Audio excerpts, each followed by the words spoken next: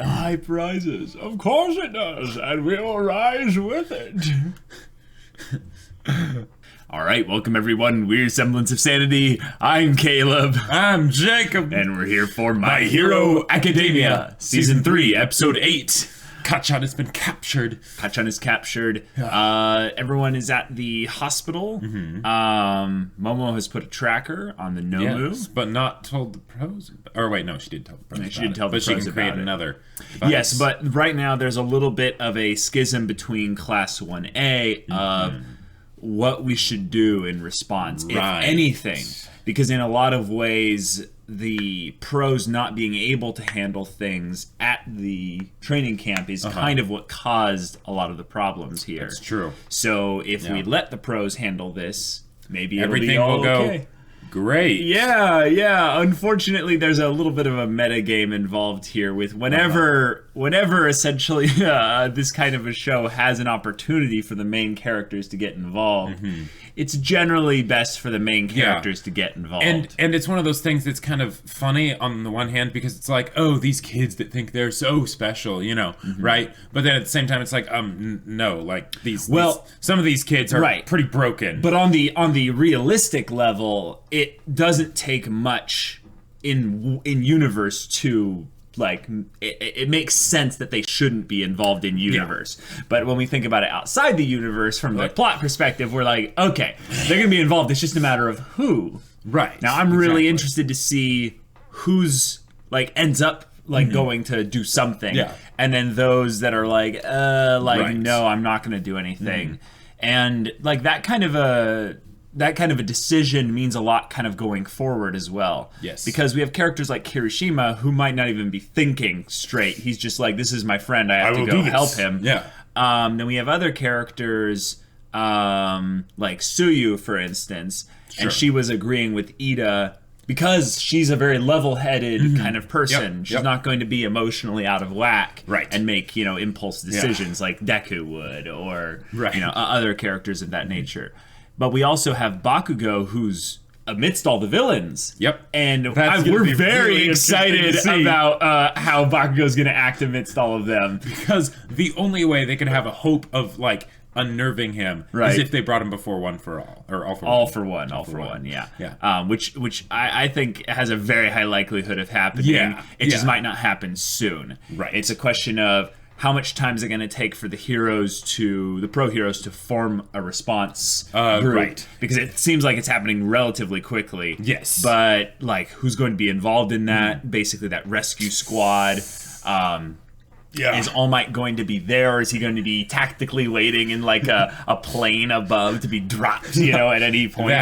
That would be awesome. I think that would be All right, guys, well, we're really hyped and excited, so without further ado, let's get into this. I keep my ideas on slack. Let's go. I gotta get the lyrics to this, because if you can actually sing along with the lyrics like accurately at some point, I would be astounded with myself. I know. Yeah. I just realized we haven't really seen some of those pro heroes yet, like in actual like action. Not just like seeing them in the show. But no, I mean like we've seen the one that looks like the red ninja. We've seen him being referenced as being one of the top pro heroes out there.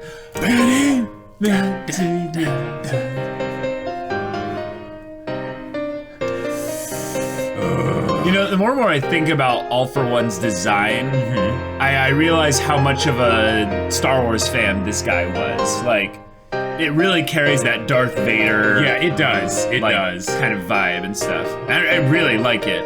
It's an homage to one of the greatest villains of all time. So, hey, there you go.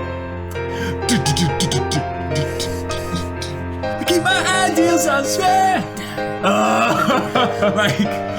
Oh man. I mean, I don't think they're gonna do this, but what if all the pro heroes we saw in the opening were the ones that actually end up going? Like, Endeavor and All Might working together. Well, here's one of the other things. That'd be crazy. There's about 5 episodes left till the mid-season finale. True. Yes, Suyu! Yes! また戦闘を行うというのなら、ルールを破るというのなら、その行為はヴィランのそれと同じなのよ。That shut everyone up. It did. Yeah. What's Deku gonna say? Oh. お見舞い中ごめんね。緑谷君の診察時間なんだが。Y'all need to leave. 行こうか。行くなら速攻。今晩だ。Oh. おめが動けるかは知らねえ。それでも誘って。So. おめが一番悔しいと思うからだ。So that was all a front. Well, or at least, you know, when Tsuyu shut everybody up, that didn't change their mind. この短期間で何度も大怪我してるけど、君ね。Yeah, he 今 has. 回は火にならんほど重いよ。Yeah. 火にならんっていうのは駆逐が爆発したような壊れ方してんのね。Oh. 今回は Jeez. 人の体って普段は 80% 程度のパワーしか出せないよ。100% 出しちゃうことあんのよ。火事場のバカ力ってやつ。Yeah. リミッターがあるってことは、それ体が負荷に耐えられないからってことよね。どこそれがひどく劣化して。Ooh, okay. あとどうだろう。2度3度か同じような怪我が続けば腕の使えない生活になると思っといて。Oh. Yeah. And he's thinking about going on a Yeah. rescue mission. Yeah. お手数をおかけしました。リカバリーさんは呆れて Of course she was. たくさん怒られてきたんだろうね。ただ君に助けられたに。Yeah, Coach, he wrote the letter. 金玉殴って知らないので助けてくれてありがとう。早く元気に直接お礼を言わせてください。 Please get better soon. Oh. お母さん、Oh. でもちょっと用があって帰るのは明日か明後日。遊泳的に生徒を遠くに置きたくないっぽい。それと Yeah. みたいなことをまた聞きした。 Yeah, this is about to be a crap storm of just the wrong kind of attention. 遊泳行かなきゃな。Oh, shoot, you're getting recruited. エンデバーに緊急出動を頼みたい。 Oh, here we go. Yep. ここを離れ Oh, yeah, yeah. 私がいなくて All This right. 最 Genius. 初のジーンズで写真をここに引く。 Is this Yeah. number 3? Oh, no, number 5. Headshot. Headshot. Okay. Oh, All right. gang Orca. What the Okay. heck? Cool. All right. All right, Torino. yeah. With all these pro heroes, it's actually making it okay. Maybe not them, but it's making it seem a lot more like maybe the kids should stay out of this. Yeah, yeah. あ、頼む。理由は言わなくてもわかるだろう。 Yeah, she's not stupid. 少し考えさせてください。来た。 Oh, she looks serious. She does. Oh, Deku. Okay. All right. I think this is happening. 私は She's gonna have conditions. Yep, Iida. I knew it. Yep. いいだ。飯田君。 Yeah, he's. なんでよりにもより。 Yeah. This hurts. Uh-huh. 何の話してんだよ。 Yeah, you don't understand. 俺たちはまだ保護下にいる。ただでさえ遊泳が大変な時だぞ。君らの行動の責任は誰が取る Yeah, の it か。 won't be you. 分かってるのか。飯田君、違うんだよ。僕らだってルールを破っていいなんて。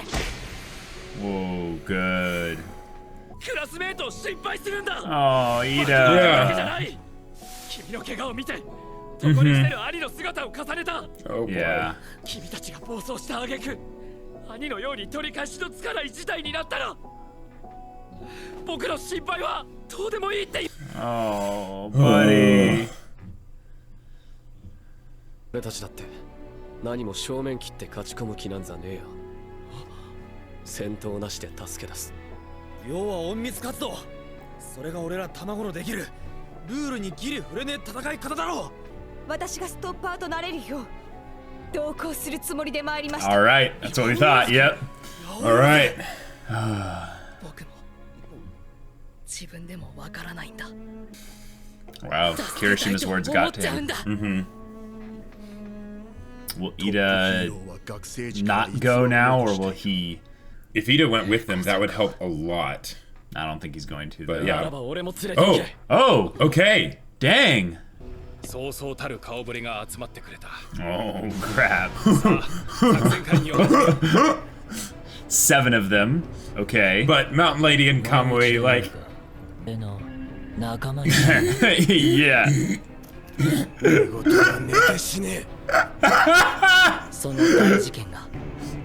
Oh boy. Oh boy. Oh, Iida's with them though. He's really fast. He can get him out. I really do think Iida going means a lot. Yeah, need to have a voice of reason. Right? What does he think Momo is then? Oh wow. Watchman Iida. Urarok and Invisible Girl would have been I really know, right? helpful. Would have made it a bit more realistic. But,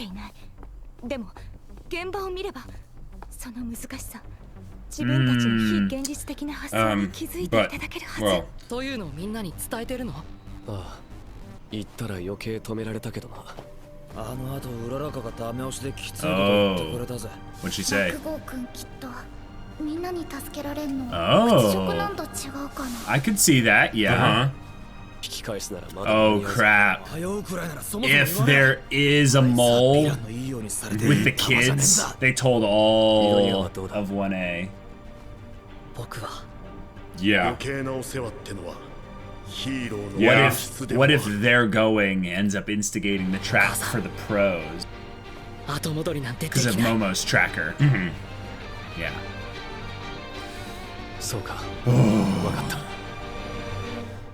Oh, it's ramping up, guys. It's okay.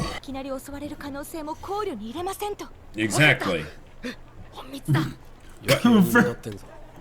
Okay. Okay. Yes! Yes! Yes! Yes! Oh my gosh! Okay. These are amazing. Oh my gosh! Yes. Wow. All right. This is pretty great. Oh no! Wow. Okay. Wow. Deku! You push out your jaw more. Oh my god!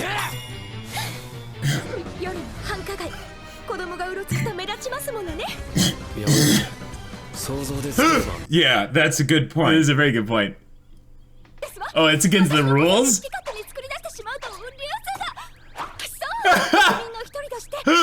She's thinking about economics, yes! Yeah.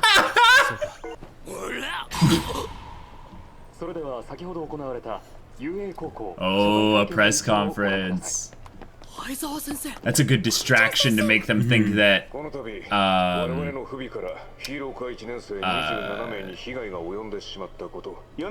Wait, why isn't Aizawa part of the rescue squad? Yeah, I know. That's like one of the stupidest things possible.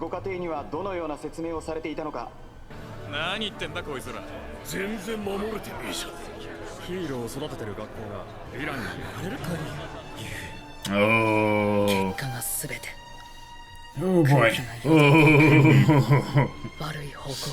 But why the crap is Aizawa not... Okay. This is gonna go very badly. これをルールでギチギチと守る社会。敗北者を励ますどころか責め立てる国民。俺たちの戦いは問い。ヒーローとは正義とは何か。Oh, he understands Bakugo. Oh. Okay. 高速外せ。 Oh, that really? This guy's gonna fight you. 対等に扱うな。情は違えど、人に、ルールに。 People, rules, and heroes. They focus on different. Oh! Yes! Well done, Bakugo. 嫌がらせしてえから仲間になって We want to harass people, so please join us. 無駄だよ Yes. But the fact they're bringing it back to All Might. Yeah, it always comes back to All Might though. That's the point. 俺はオールマイトが勝つ姿に憧れた誰が何言ってこようがそこはもう曲がらねえ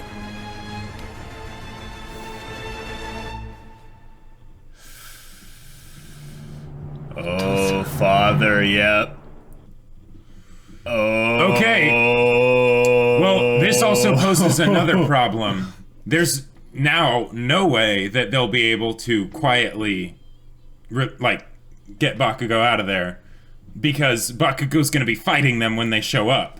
No. Like, there's no way Bakugo can get out. Kurogiri's there. Yeah. Like the main thing about it is when Bakugo gets taken out of his restraints and stuff, they're basically saying, we're not scared of you. We don't really care what you'll do. And it is smart for them if they're trying to recruit Bakugo to give... Yeah, they can't keep him chained up forever. Well, no. This is a way of making him feel less like a prisoner and more like, one of them. Sure. It's not going to do anything. Like, Bakugo's kind of made up his mind, and in a lot of ways, Bakugo's stubbornness and maybe also arrogance keeps him actually a little bit safer here, because someone like Deku, he's a sponge. He's constantly absorbing other people's actions, ideologies, and all this stuff. Like, he was kind of rattled by Stain. Like, Bakugo would have just been like, why do you keep prattling on him like that? Yeah. Let's fight already with your weak-ass quirk, Yeah. That kind of thing. Okay. All right. Okay, so we got essentially the decision made about which squads will be assembled and who will be among those squads. Yeah, and it's okay. Yeah. Okay. Now, we don't know because they could surprise us, but with how they set things up, it seems like basically the textbook, the good guys have to fail now kind of a thing. Well, there's that. I think that there's a couple clever ways that they could do this to make it, like, end up working out okay. Because I know your main thing is, like, well, if you think about this plot-wise, Aizawa is actually All For One's biggest problem. Right. Because if Aizawa ever gets near All For One, unless there's some limit to Aizawa's quirk that we haven't been made aware of, he should be able to shut down All For One. Like, Aizawa with one good buddy, like All Might or Endeavor or, whoever. And All For One's done. Yeah. So, unless Aizawa is like, well, I can only do one quirk per person because that's the only thing I've really trained for. Sure, Then it doesn't, it doesn't matter. But because Aizawa's not there, also because the squad of the kids didn't actually bring anyone at all that's actually good at covert missions. Like, now here's the thing, Jacob. Here's the thing. The people that are all in this group here are here because they're the type of people that take action because of previous experience. Yes. So Kirishima is the only one in this group that's maybe a little bit not like that because of his connection to Bakugo. Momo is like this because of her feeling of responsibility, like we theorized, and we were right. But the other thing is, I think she's become a little bit more of a take charge, take action person because of the exams with Aizawa and Todoroki. Right. So with the other three being there, this is basically their opportunity to do things the right way, unlike the last time.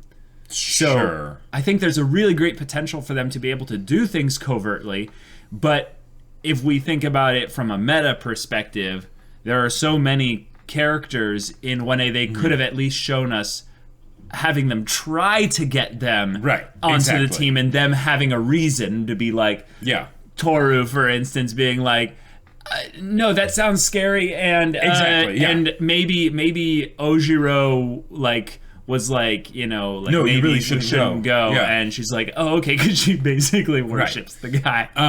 And they could have also I was a little bit disappointed that they didn't at least show Uraraka, like, present time saying the things that she said, because she's one of the other people that I feel like would have been super helpful because of the mobility she could give everybody. If she was able to make them engage, you know, to catch up. Mobility? Yeah, because anti-gravity. No. That's not going to give them mobility. That's just going to make it awkward for them to move. It would be really good because she can do things to the environment and to the villains that are just stupidly broken. But I'm thinking basically in a worst case scenario, right? She could touch everybody, and then Iida just picks them up and runs really fast. Oh, meaning, well, yeah, but they weren't planning on Iida going. So there's no like, Uraraka, if we use you with or who actually, Deku, or you know, whatever. She's not used to making herself float, right? And also, you know, I get what you're saying, but also like. I'm talking about the covert style of things. There was no effort made to bring those people in, and it does feel like a little bit that we are on a little bit of plot rails right now. The main group I'm actually really excited about are the pros. So the pros not having Aizawa, might be a problem, but I think they brought these two new heroes. Or it was like King Orca, or Gang Orca, or something. Gang like that. Orca, or something like that. Orca, number 10 hero out there, and then number 5 hero. Number 5 hero, Edge Shot. Now, when you have a name like Edge Shot, I hear speed, precision, and lethality. Yes. I hear the kind of hero where I'm like, does this guy kill people? All I heard was that there was a hero that actually put Edge in their name, and I thought that's also very true. And he's got like the mask and he's got the hair. He looks like. Well, okay, I'm not gonna trash his design. I love his design. His design is great. I just thought his name was like one of those things where it's like yes. It sounds like an X-Men's name, you know, like some 2-bit like side character X-Men. Right, the person that wants to be more of a main character than they are. Speaking of comics, did you get the Watchmen joke? Oh yeah. Yeah, that was really especially funny. with how topical it is with what's happening in the story. Oh yeah. If you know the heroes aren't being watched over, who's going to watch over them? And it's or the heroes watch over us, who's going to watch over the heroes? And one of the things that is very gratifying with the way that all this stuff is happening, especially with all like the political bureaucratic stuff with UA, is the fact that the villains are the ones commenting on it and being like, "Wow, this really sucks for them." That's true. That's because true. It's the idea that like if the villains are talking about how much it sucks, then it must really suck, and that's one of those things that's a great way to reaffirm how the audience must feel. You know, right? I mean, another thing to look at this a little bit more, you know, properly, is that the school only really has its influence and its prestige because of its track record. Of producing really awesome heroes and of providing a safe, effective experience for the students. Right. So when that track record is called into question, they have to do things like this. And the main thing that's kind of interesting about it was that UA sacrificed essentially Aizawa's place potentially on the squad. Now I want to say I am holding on to my thing because remember in the previous discussion, you were mentioning how you thought it weird that Nezu was seeming to throw away the whole idea of the mole. Oh yeah. Well, we went back and rewatched it, guys. And he was just about to say something, and then he got cut off by All Might's phone call. I think he is already selectively firewalling different aspects of the pro hero organization from the the things like the squad. That's why he can't let Aizawa go, even though Aizawa would be great at something like this. Because he's basically making it so that now, we can safely say that Aizawa is absolutely not a mole. Right. Okay. You know, because of this whole thing that we can effectively remove that. Well, now here's the thing. It doesn't work perfectly, right, but it could begin to work perfectly. The main thing I think that would be it would do is it would remove at least a percentage of suspicion off of any of the pro heroes that were involved there. Sure. The thing why I think that's a little bit off is Tiger is going on the rescue mission. So I I think that I think that the Pussycats being involved there are because one of their own was taken, and it would involve them betraying, like, not only, you know, their colleagues in the Pro Hero organization, but each other. They're like family, essentially. And Vlad and Aizawa have no real, like, friendship between them that we know of. They're just colleagues, you know, acquaintances, if you will. And Ragdoll's absence, noting not death, because we haven't seen a body yet, makes things, I think it's okay. And for Tiger. We didn't see her back at the villain base, though.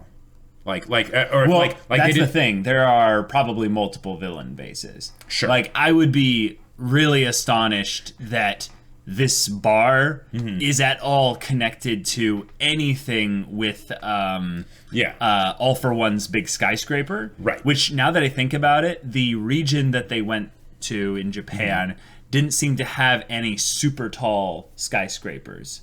Sure. They have Kurogiri. Like, I know, but my point is that what we could actually be seeing is the heroes raiding the bar. Yeah.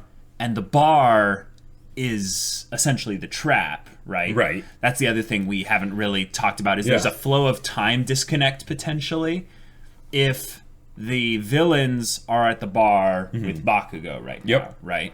And they're working their thing, and it's not working.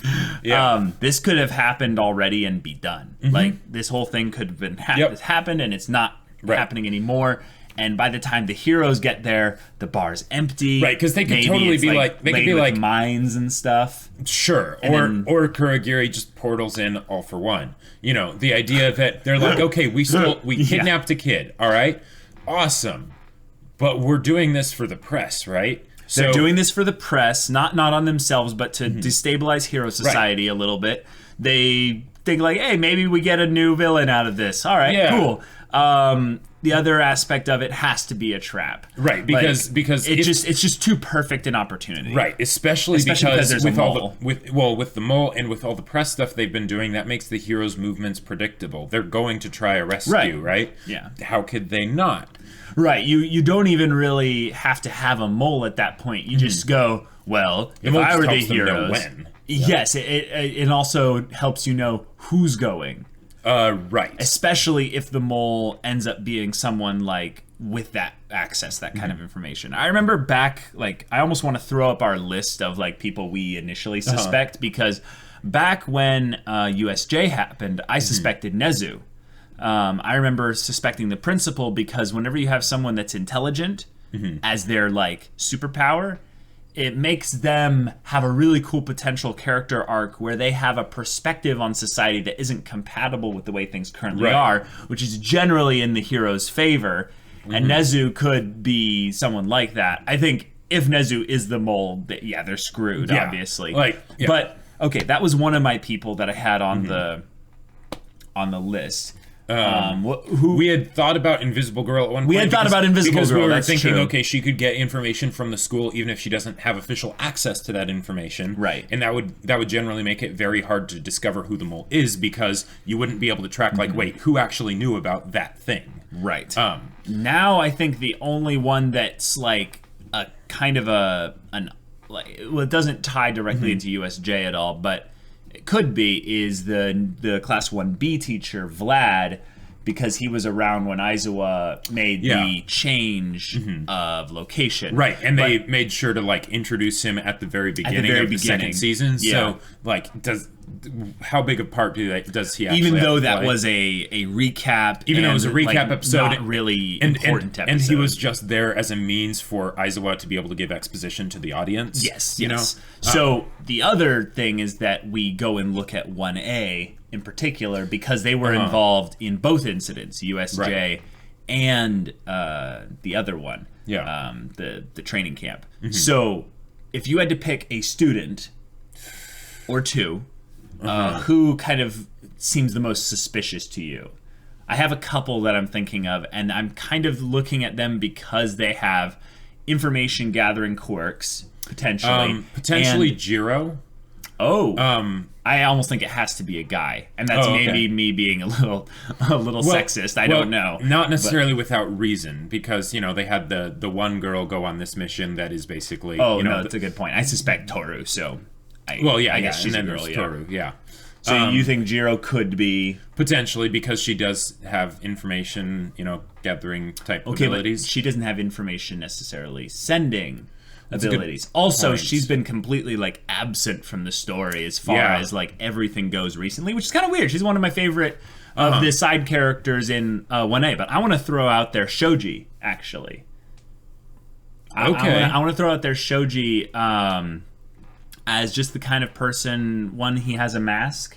Sure. I think that's a really dumb reason, but I think him having an information he does have information gathering. Yeah. has some potential there. I think that if I had to throw a third out there, because I think Toru is the main suspect. One, because her character is a meme, but that would be the perfect cover as a character design, is to say hey, I made this character as a joke on the surface, but in actuality, I'm saving their backstory episode for when we find out that they were actually spying on everyone the whole time. I feel like that would be a little bit silly.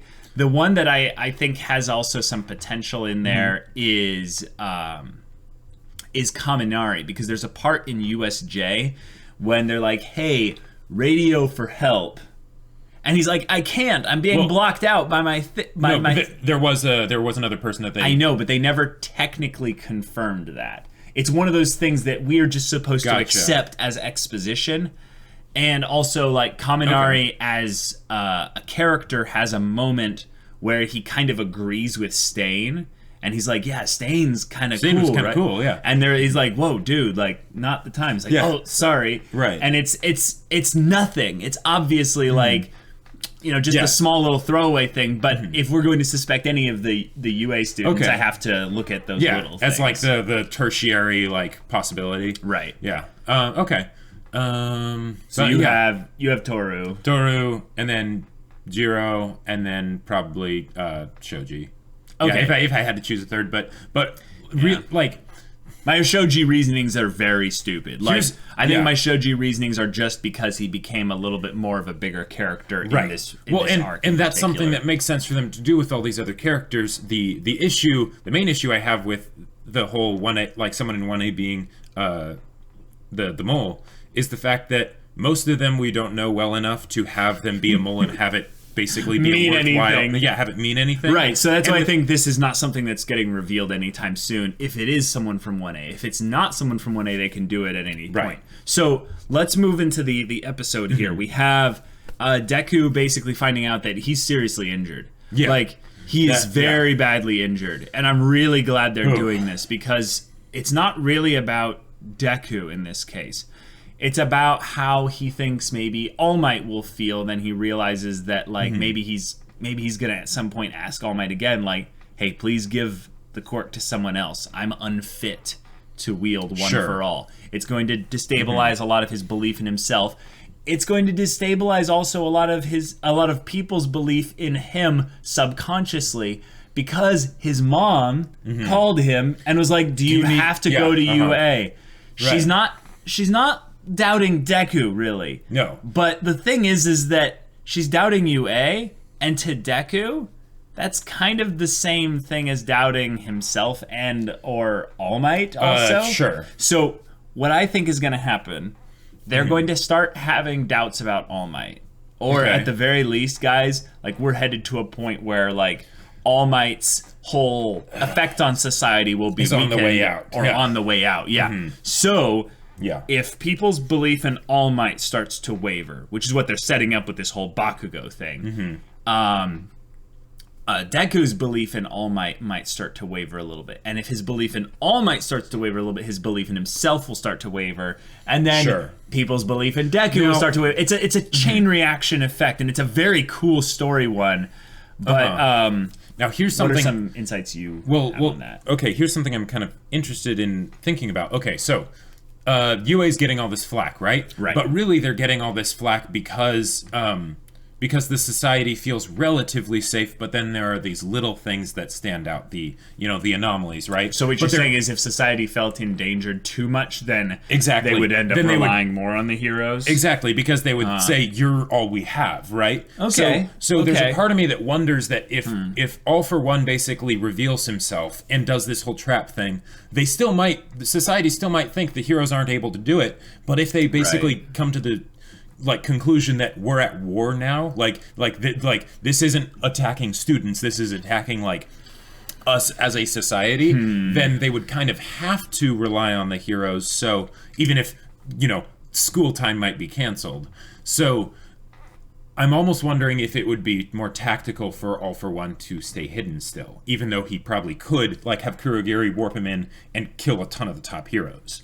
I think that All For One setting a trap for heroes is not revealing himself. Right, but if Kurogiri actually ports him in, it's not them. That's the point, though. It doesn't matter to the public. The public doesn't know about All For One. They've intentionally blotted out All For One from history. Right. They don't want people to know about him because of how terrified people might be. And All For One's not going to make some broadcast onto all the television screens or whatever. It doesn't matter what All For One's not stupid. The point is that the heroes aren't going to broadcast out. We, All For One, is back. They're going to be like, who? You've been lying to us this whole time? There's someone out there that's stronger than All Might? No, come on, think about this. The heroes are going to try and stop All For One. They're going to do whatever it takes. I'm seeing this as trap gets sprung, okay? Heroes are in dire straits. Call for reinforcements. We then get in some, some serious stuff where maybe Iida was, on the way with a crew, and the press conference gets interrupted. Villains and heroes on both sides die. This is where things just go crazy. They do have a lot of pro heroes that don't seem to be of the same caliber as the other pro heroes that are going. Well, the point about Kamui Woods and Mount Lady is that they're familiar. We know them, so at the very least we know what their quirks can do. If they just suddenly dumped 5 heroes that we have no connection to, we would see, there's Cannon Fodder 1 and Cannon Fodder 2. I actually think because they've introduced Kamui Woods and Mount Lady into the squad, they're trying to say, are safe?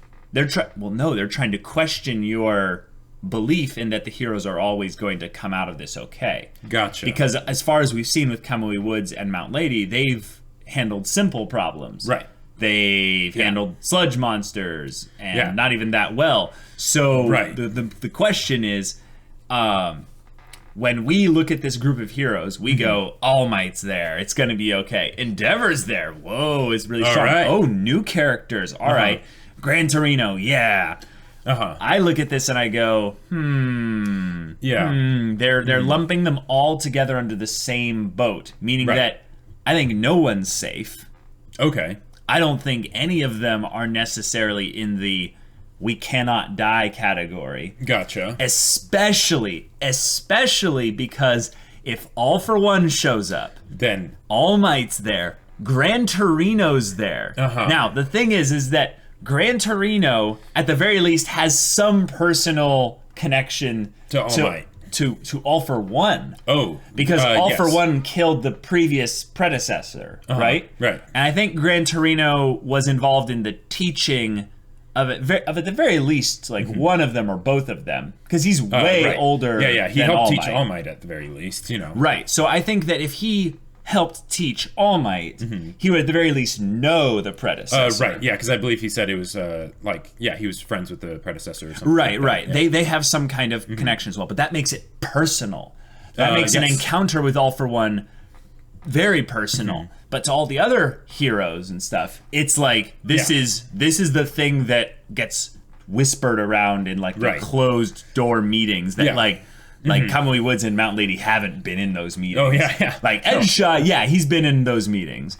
Maybe even the Orca guy hasn't even been in those meetings. Maybe he has. Who knows? Right. Maybe Endeavor will finally, put aside his petty rivalry with All Might and be like, no, I think he will. Okay. All right. I think Endeavor is the type of person who would without Game face without on. mercy or anything, just try to incinerate someone like All for One. Yeah. I mean, that's the other thing we've discussed many times in the past. If you've seen any of our other discussions, guys, we have a very specific theory on All for One and his quirk collection status. Right. So if he decides to unleash it, I see all people of these... gonna die. Right. People be screwed. Exactly. It's going to be a question of what can All Might do?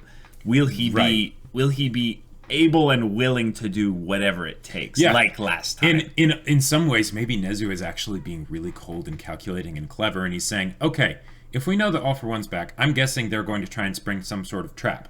That would be logical. So I'm going to keep Aizawa on the back burner. I'm going to make sure that there are a bunch of good heroes and stuff, so that unless they actually bring out the big guns, it's not going to work. But so that even if they do, I'm still keeping Aizawa in the back pocket so that he can go in with All Might and end this. You know what would be genius? The press conference is a recorded sham. Sure. Yeah. The heroes going is actually a trap for All for One. Sure. That would be awesome. Maybe what they've deduced. And then Nezu's just sitting in his chair. Just like, you got this. Do it. Kakudori. Yeah. You know, what it could be is Sakauchi realized after his kind of psychoanalysis of Shigaraki is that Shigaraki is important to All for One, potentially. Oh. So And if they're he's like, in danger, All for One will rescue if him. Shigaraki is in danger, All for One will come not necessarily as a trap or what have you, but to extricate Shigaraki. Sure. And what would be more perfect than to have All for One show up, All Might's there, and then it's like, oh, it's personal. And he's about to unleash all these quirks. And then Aizawa jumps out of a helicopter. Yeah, and is yeah. like, so...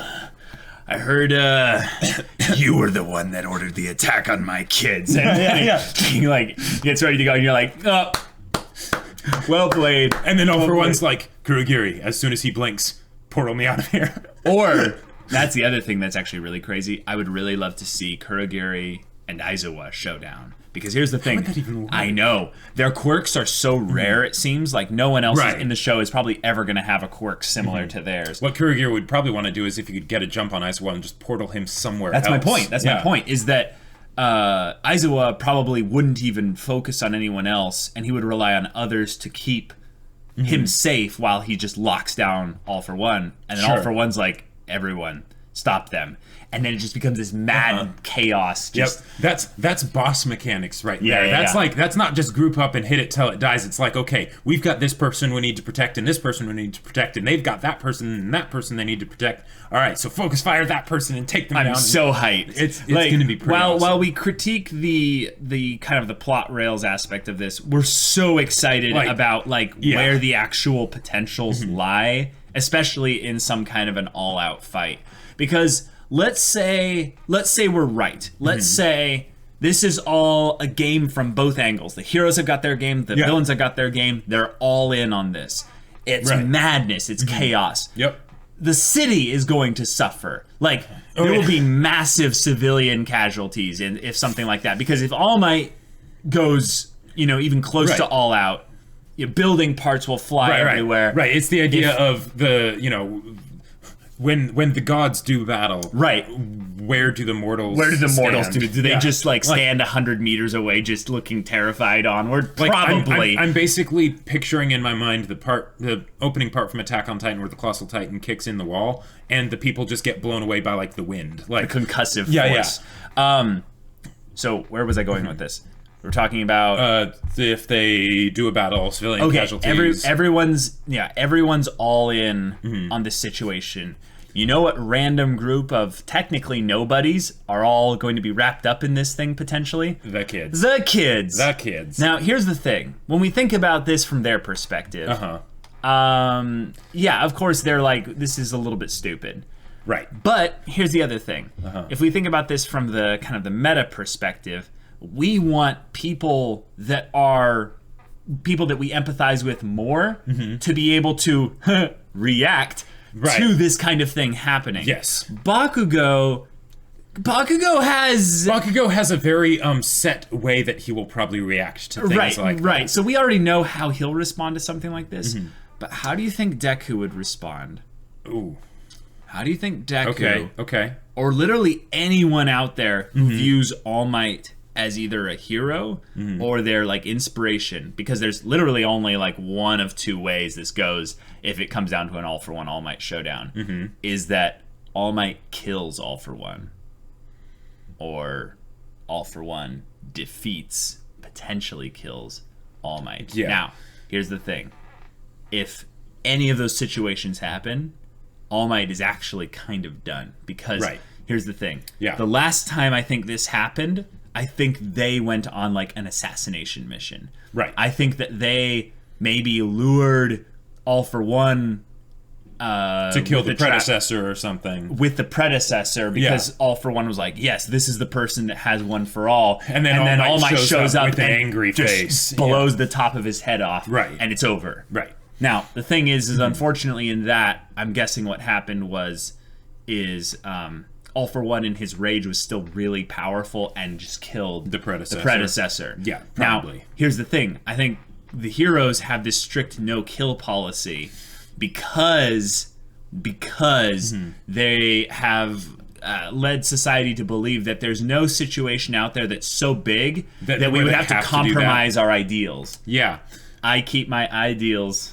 Okay, yeah. And well, all right, now, all right. This is a little bit of a I just wanted to make the point that All Might could kill All for One and still effectively lose. Yes. Even if he still had his powers up at that point. But that's he very well point. Might not. Yeah. Yeah. Now, okay. That would be cool, because we get best of both worlds. Yeah. Is that yeah. All for One's defeated and All Might are defeated, and it's basically the gods ended their existence in a flash of power. Yep. And now Hero Society just has to pick up the pieces, like, what do we do now? Yeah.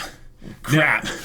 yeah, that would be insane and ridiculous and amazing. I would love to see it. But what were you going to say? What I was going to say is, okay, since Momo, had the tracker, right? Mm-hmm.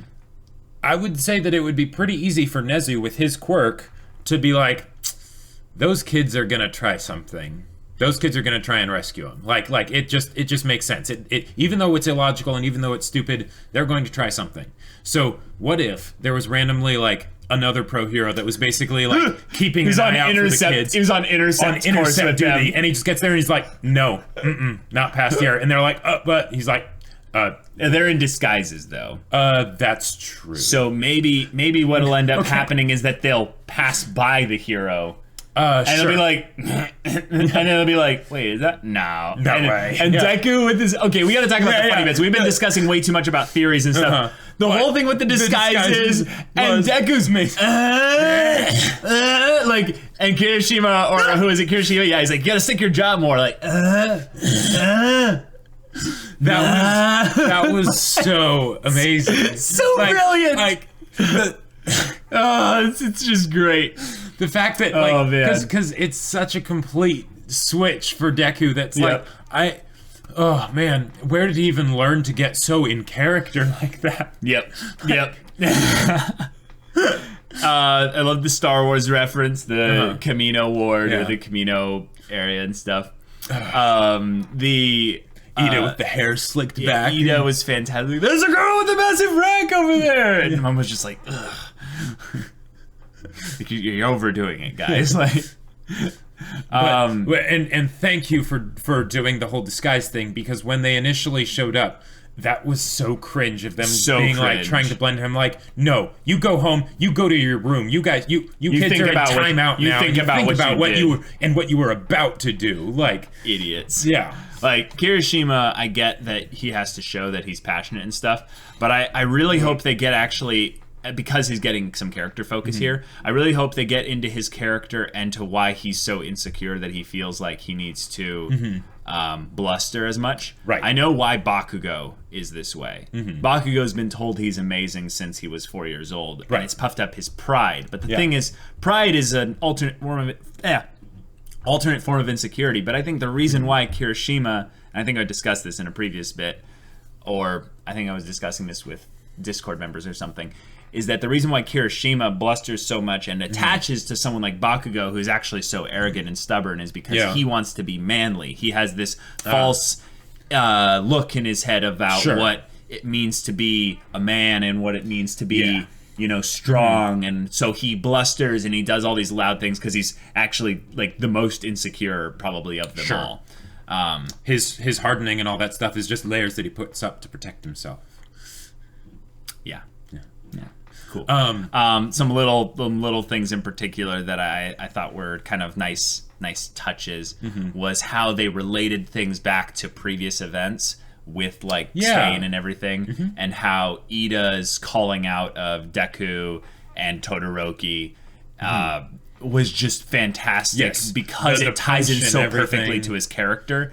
Now, I don't care like who you agree with, essentially. Like, I don't really have an opinion either way because I'm thinking about this in a too meta kind of way of the story. How can you not? But I was genuinely surprised that Iida decided to go.